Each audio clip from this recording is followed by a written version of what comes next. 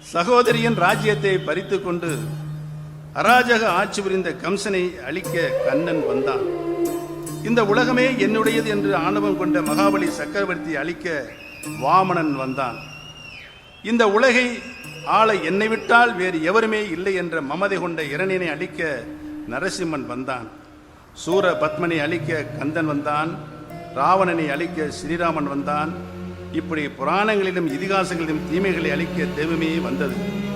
அதே போல தமிழ்நாட்டிலே தீய சக்திகளையும் சுயநலவாதிகளையும் அழிக்க